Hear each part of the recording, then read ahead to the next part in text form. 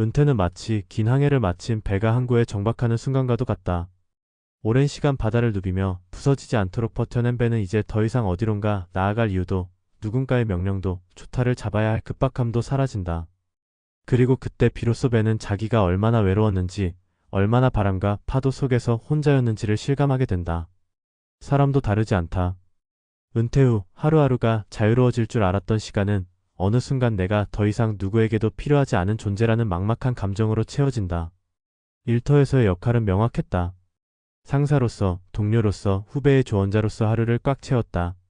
그런데 그 모든 자리에서 물러나고 나니 남은 것은 적막뿐이었다. 몸은 살아있으되 마음은 점점 투명해지는 느낌.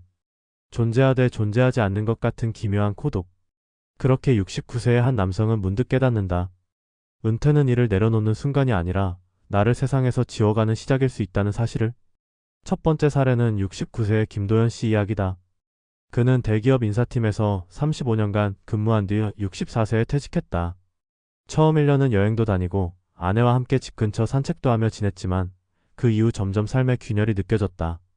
주변 사람들은 하나둘씩 연락이 끊겼다. 직장에서의 친분이 일의 연결고리였다는 사실은 퇴직 후에야 실감났다. 명함이 사라지자 대화도 줄었고 존재감도 희미해졌다. 가장 충격적이었던 순간은 아침에 거울을 보다가 스스로 중얼친 말이었다. 오늘 나한테 연락 올 사람은 없겠지. 그날 그는 하루 종일 휴대폰을 들여다봤지만 아무런 진동도 알림도 없었다.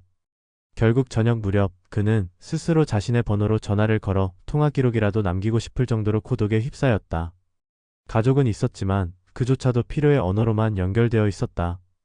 손주를 데려다 달라, 병원에 같이 가달라. 그는 말한다. 나는 단지 기능으로서 남겨진 사람 같았다. 감정적으로는 이미 사회에서 퇴출된 기분이었다. 두 번째 사례는 자영업을 했던 박춘식 씨의 이야기다. 그는 평생 동네에서 작은 철물점을 운영하며 얼굴이 알려진 사람이었다. 은퇴 후에도 오며 가며 인사하던 사람들이 있었지만 가게 문을 닫고 2년이 지나자 이웃들도 점점 시선을 거두기 시작했다. 가장 기억에 남는 사건은 동네 축제에서 자원봉사를 자청했을 때였다. 예전에는 자연스럽게 불렸던 이름이 이제는 명단 어디에도 없었다.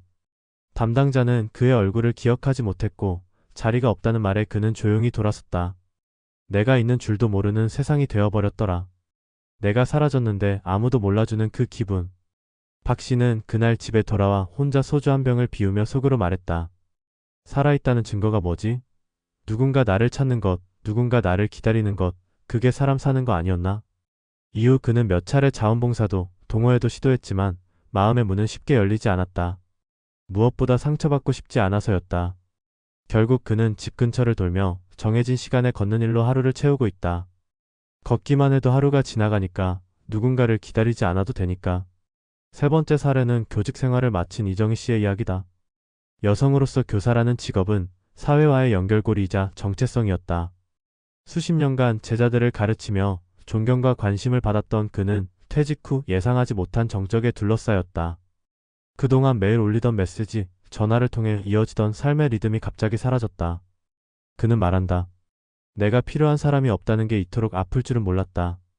아무도 나에게 조언을 구하지 않고 아무도 나를 찾지 않으니까 나는 점점 말을 줄이게 되더라. 더 큰 문제는 혼잣말이 늘었다는 점이다. 그는 하루에도 몇 번씩 스스로에게 말을 건넨다. 정희야, 오늘은 뭐 할래? 배는 고프니? 이 말을 듣고도 대답할 사람이 없다는 것이 마음을 무겁게 만든다. 그나마 최근에는 지역 도서관에서 자원활동을 시작하며 조금씩 숨통이 트이고 있다. 책을 정리하고 누군가에게 길을 안내하고 누군가의 이름을 불러주는 일이 얼마나 소중한 것인지 다시 느끼고 있다고 했다. 내가 있는 자리에 누군가가 기대는 것, 그게 살아있는 감정이더라. 세 사람의 이야기는 각기 다른 직업과 삶을 살았지만 결국 같은 외침에 닿는다. 나는 더 이상 이 세상에 필요 없는 존재가 된 걸까? 이 질문은 단지 나이 든 개인의 문제가 아니다. 은퇴 사회를 살아가는 한국 사회 전체가 마주한 물음이다. 은퇴 이후의 삶이 단순히 경제적 준비만으로는 채워지지 않는 이유가 바로 여기에 있다. 인간은 관계 속에서 존재를 확인하고 역할 속에서 자존감을 쌓는다. 그러나 나이가 들수록 그 관계는 자연스럽게 줄어들고 역할은 사라진다. 문제는 이 변화가 너무 빠르고 너무 고요하게 다가온다는 점이다. 준비할 틈도 없이 어느 날 갑자기 세상은 조용해진다. 누구도 나를 부르지 않고 누구도 나를 기다리지 않는다. 그래서 우리는 이제 질문을 바꾸어야 한다. 은퇴란 무엇인가? 일을 끝내는 것이 아니라 새로운 의미의 자리를 찾아야 하는 시기이다. 아무도 나를 필요로 하지 않는다는 느낌이 가장 아프다고 말했던 69세 남성의 고백은 결국 나는 누군가에게 의미 있는 존재였던가라는 더 근본적인 질문으로 우리를 이끈다. 그렇다면 이제부터의 삶은 다시 누군가에게 의미 있는 존재가 되는 방법을 찾아야 하지 않을까? 그게 대단한 것이어야 할 필요는 없다. 누군가의 안부를 묻는 전화 한 통, 동네 도서관의 안내 자원, 마을 모임에서 나누는 따뜻한 눈빛, 이 모든 것이 또 다른 삶의 자리이자 나를 다시 사회에 있는 연결선이다. 은퇴 이후의 진짜 고통은 소외가 아니라 잊히는 것이다. 우리가 필요한 건 큰 역할이 아니라 작은 호명이다. 다시 불리는 이름, 다시 응답받는 존재, 그 시작이 곧 고독을 넘어서는 첫걸음일 것이다. 은퇴 후 고독의 문제는 단지 감정적인 불편함이나 개인의 내면적인 공허함을 넘어선다. 그것은 사회적 구조와 역할의 해체에서 비롯된 정체성의 위기이자 인간 존재가 타인과의 관계 속에서 형성되어 왔다는 사실을 재확인시키는 심리적 붕괴다. 우리가 필요로 한다는 말의 의미는 단순히 기능적 요청이나 일상적 의무에만 국한되지 않는다. 그보다는 어떤 존재가 있음으로써 사회나 가족 또는 타인의 삶에 긍정적인 영향을 미친다는 근본적인 신호다. 그런데 은퇴는 그 신호가 단절되는 첫 번째 계기다. 직장에서의 역할이 끝나고 직위가 사라지며 동시에 그 역할을 매개로 연결되었던 관계들도 서서히 끊어진다. 문제는 이 모든 변화가 물리적이기보다는 정서적으로 일어난다는 점이다. 은퇴 후 고립감은 단순히 사람을 안 만나는 것이 아니라 나라는 존재가 점점 투명해지는 느낌에서 비롯된다. 이 투명함은 누구도 나를 찾지 않고 나를 부르지 않으며 나에 대해 더 이상 묻지 않을 때 발생한다. 우리는 결국 관계 속에서 존재를 확인하는 존재다. 그것이 가족이든 사회든 지역사회든 상관없다. 그러나 많은 은퇴자들이 느끼는 감정은 하나로 수렴된다. 바로 나를 부를 사람이 없다는 상실이다. 이는 자존감의 붕괴로 이어지며 심각한 우울과 무기력, 나아가 자아 해체의 전조가 될 수 있다. 특히 한국 사회처럼 일 중심의 생애주기가 뚜렷하고 개인의 사회적 존재감이 직업과 연결되는 구조에서는 이러한 공백이 더욱 깊고 날카롭게 느껴진다. 평생을 직장과 조직에 헌신해온 이들은 정작 조직을 떠난 뒤 그 어디에서도 자신의 자리를 찾지 못한다. 커뮤니티와의 연결 고리가 약하고 퇴직 후 새로운 관계망을 형성하는 사회적 장치도 미비한 현실에서 이들은 점점 더 조용히 사라져간다.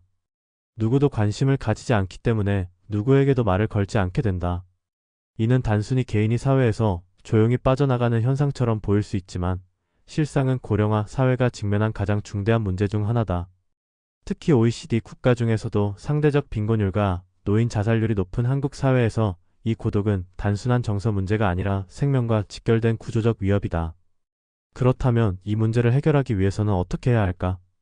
먼저 개인적 차원에서는 정년 이후의 삶을 단지 쉬는 시간이 아닌 다시 연결되는 시간으로 정의하는 관점의 전환이 필요하다. 인간은 혼자 살 수 없고 혼자 존재할 수 없다. 따라서 은퇴 이후의 삶은 관계를 복원하고 사회적 맥락 속에서 나의 새로운 정체성을 재정립하는 과정이어야 한다.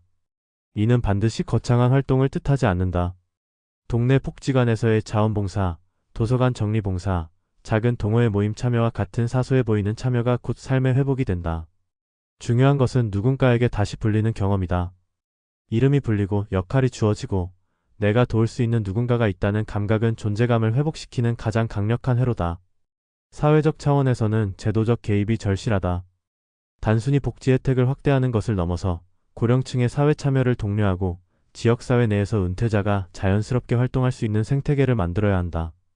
이를 위해선 지자체 단위의 은퇴자 커뮤니티 플랫폼이 필요하다.